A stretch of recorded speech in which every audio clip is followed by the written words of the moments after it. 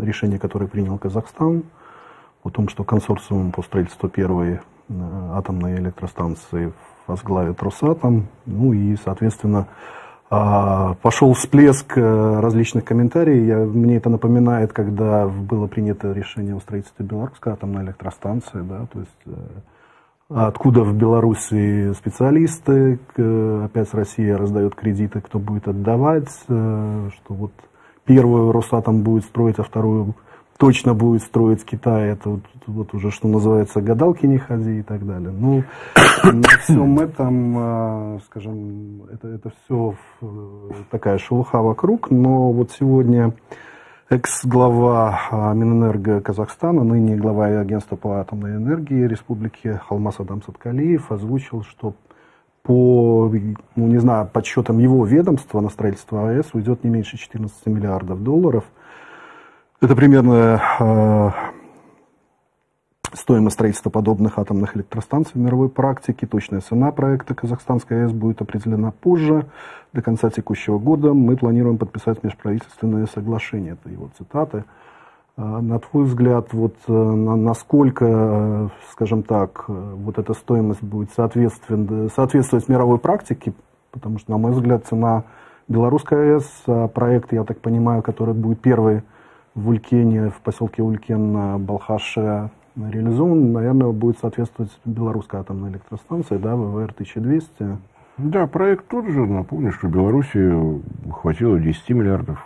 Почему в Казахстане это должно стоить на 40% дороже? Но, может быть, с учетом инфляции, может быть, еще что-то.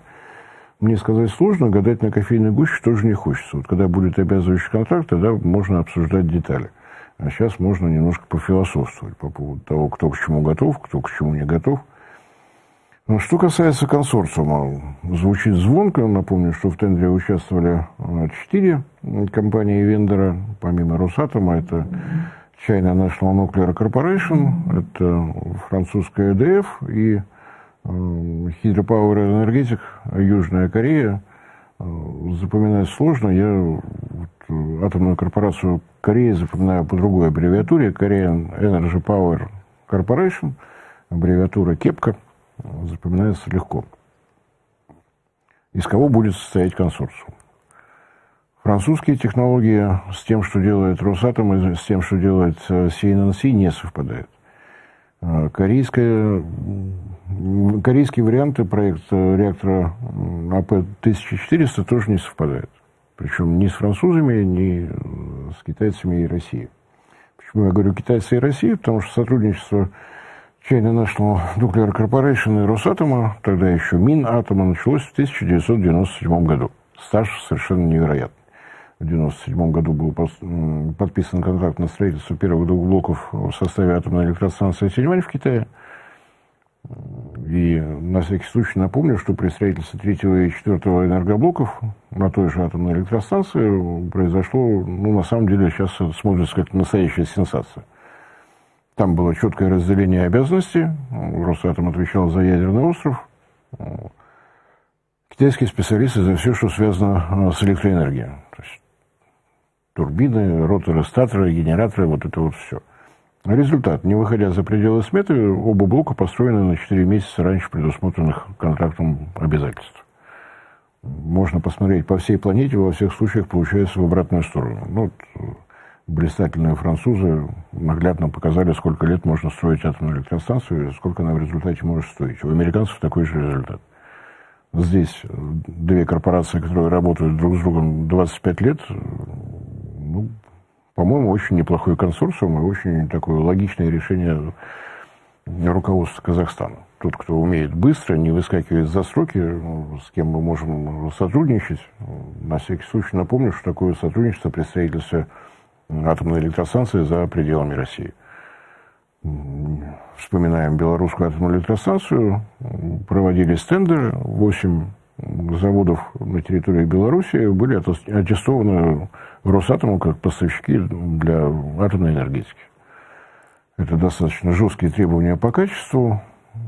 Оказывается, строительство может быть на пользу не только Росатому, но и тем, кто участвует.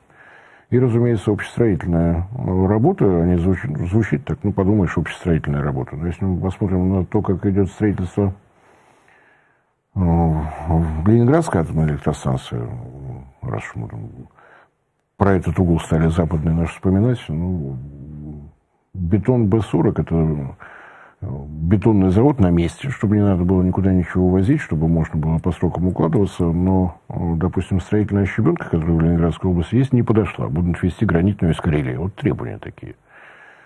То есть это и строительство достаточно необычное, так скажем, с другим списком требований и по арматуре, и по всему, что вроде как общестроительное, но немножко специфическое.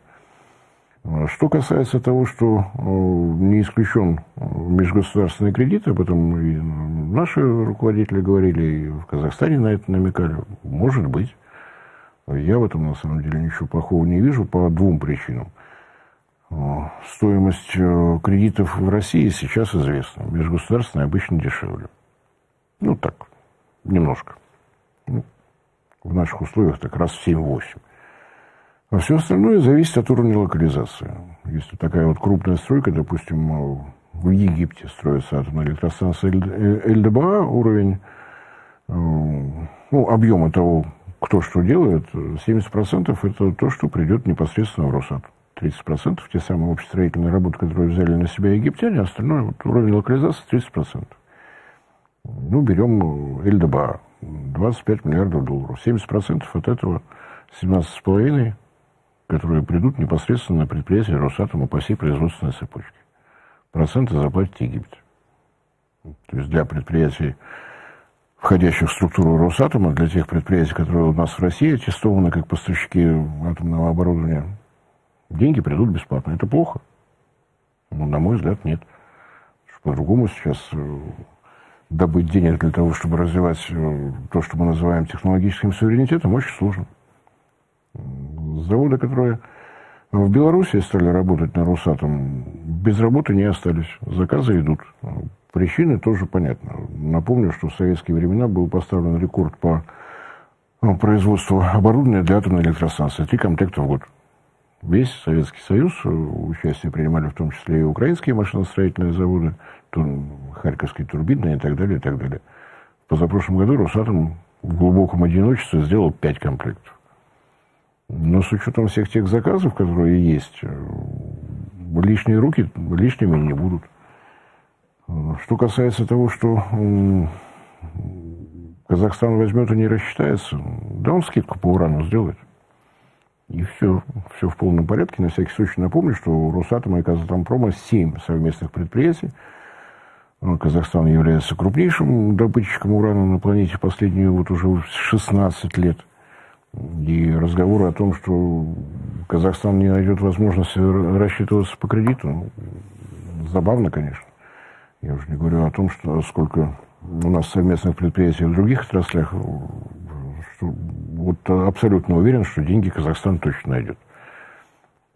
На всякий случай, вот в рамках Питерского международного экономического форума были меморандумы подписаны тройственные между Россией, Казахстаном и Китаем. Китай попросил по казахстанскому маршруту поставлять на пару миллионов тонн нефти в год больше. И Казахстан еще и транзитная страна. Так что здесь все в порядке.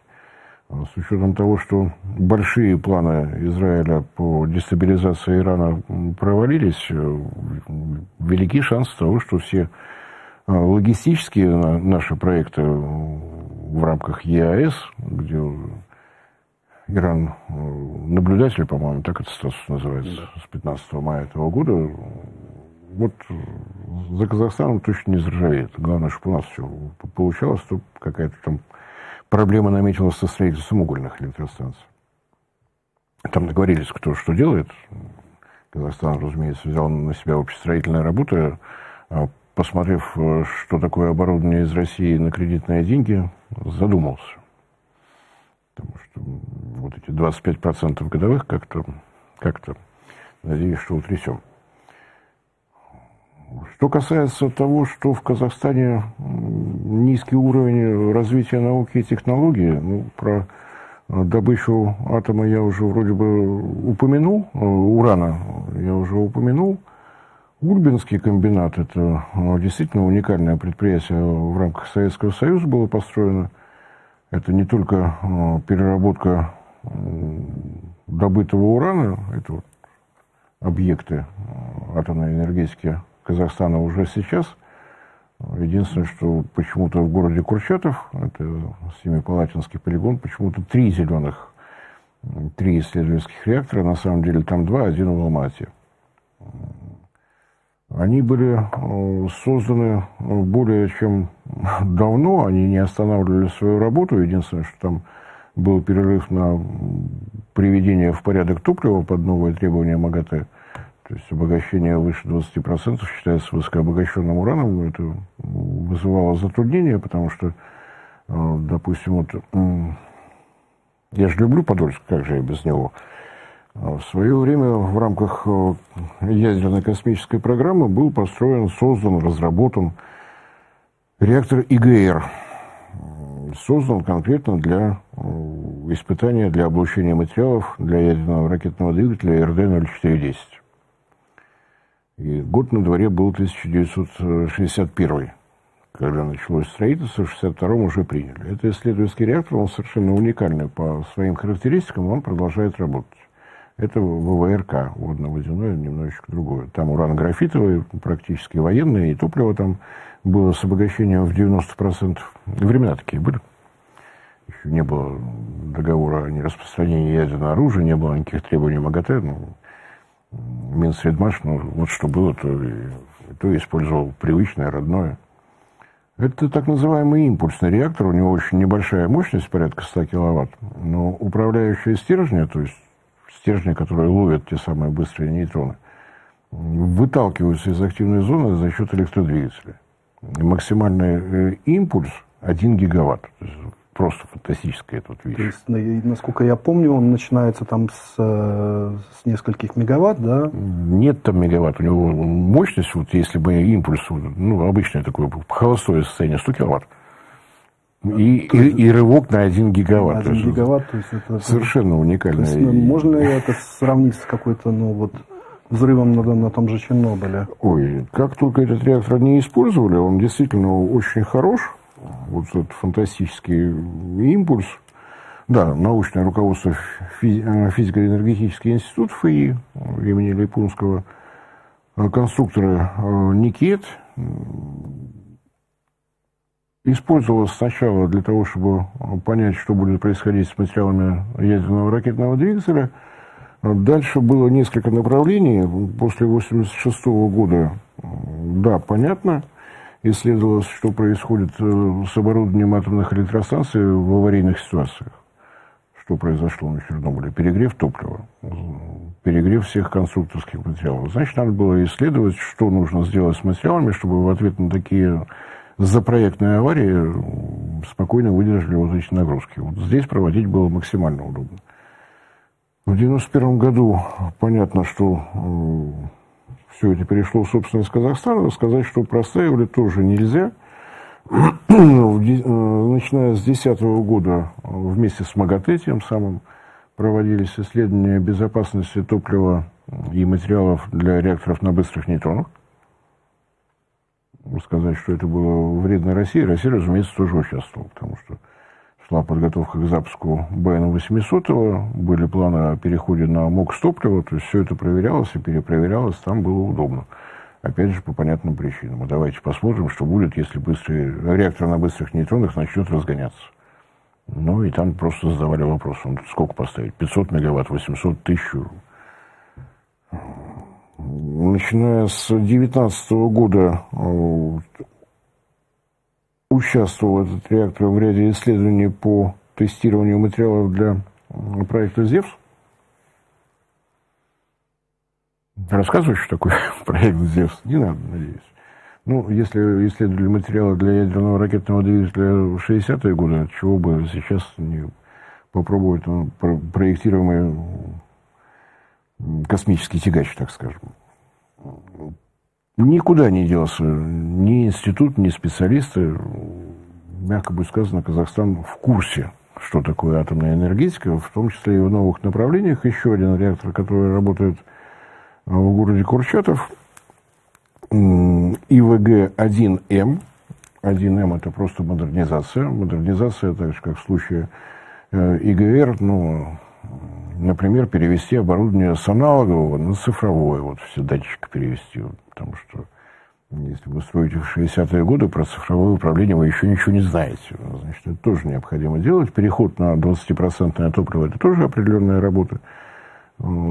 Этот реактор чуть посвежее, 70-х, начало 70-х, первый критический пуск в 80-м состоялся.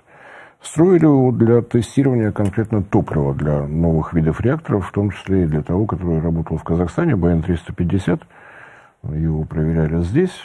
Первое исследование того, что получится смог с топливом, проводили тоже здесь. С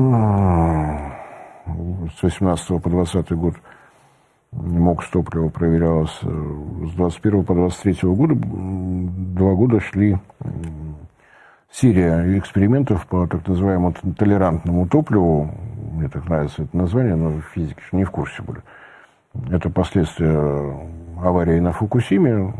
Циркониевая оболочка тепловыделяющих элементов. Да, в воде, да, под давлением, с температурой, с высокой плотностью свободных нейтронов все в порядке.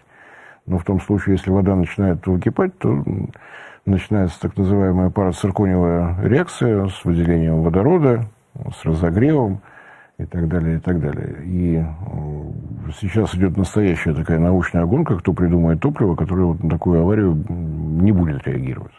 Один из вариантов – закрыть цирконий микрометровыми слоями хрома. Вот эти эксперименты шли тоже, опять же, в Казахстане.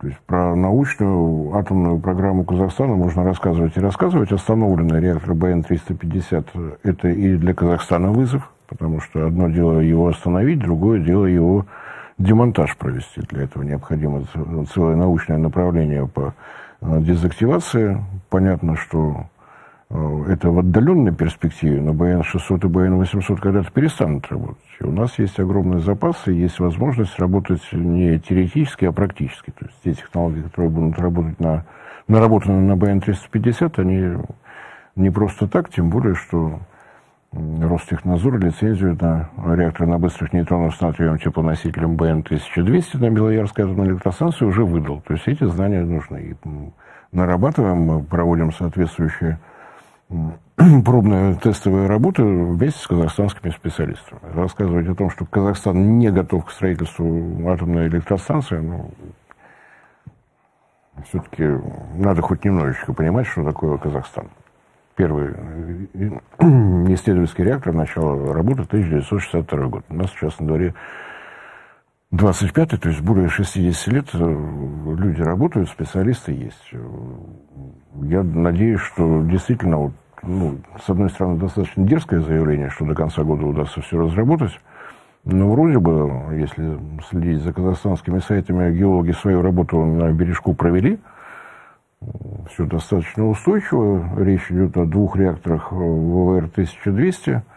Ну, казалось бы, зачем это Казахстану, но у него юг действительно энергодефицитен. Если смотреть итоги прошлого года, то дефицит по мощностям в Казахстане вырос уже до 2,5 гигаватт. То есть атомная электростанция еще не построена, но можно считать, что она уже съедена. Спрос в Казахстане растет. Здесь у нас на самом деле ситуация в России и в Казахстане во многом совпадает. У нас тоже старые мощности, у нас тоже есть регионы, где уже отчетливо виден наступающий энергодефицит. То есть, если нам удастся выстроить сотрудничество именно в энергетике, то это пойдет на пользу не только Казахстану, но и России. Это что касается Казахстана.